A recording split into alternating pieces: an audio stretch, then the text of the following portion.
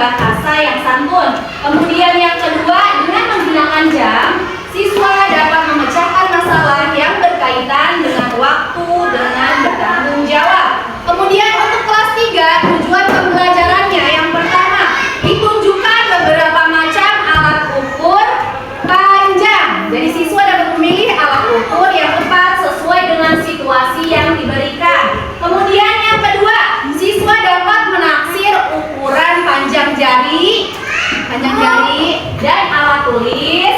Kemudian panjang badan pemesan baju dan tinggi badan menggunakan alat ukur yang tepat. Dan kemudian yang ketiga, siswa dapat mengemukakan pendapat baik secara lisan maupun tertulis dari masalah pemilihan alat ukur untuk mengukur objek yang ditentukan. Perhatikan sekeliling di dalam kelas, ada benda apa saja sih? Coba sebutkan.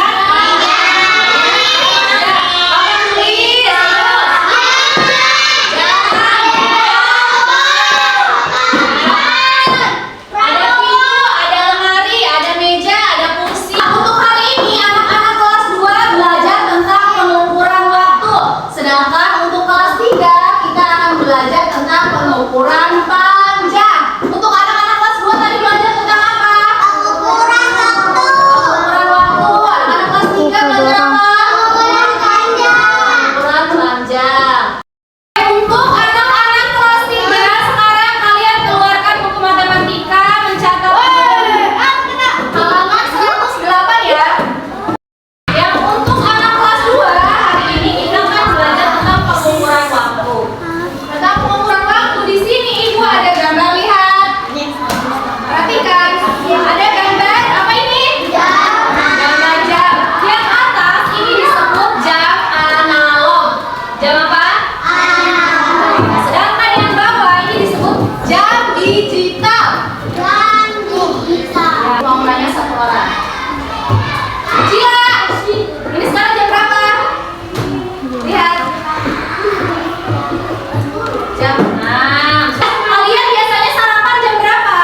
Jam 6 atau jam setengah 7. Kalau kalian pulang sekolah jam berapa?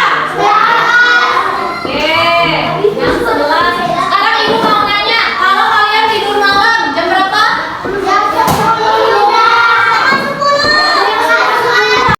Baik, untuk anak-anak kelas 2, sekarang kalian mencatat materi yang Ibu tulis di papan tulis ya. Sekarang silakan kalian mencatat dulu.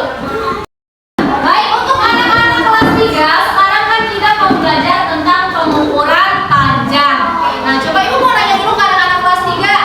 Alat ukur panjang apa aja coba? Coba bisa sebutkan? Meteran, kemudian?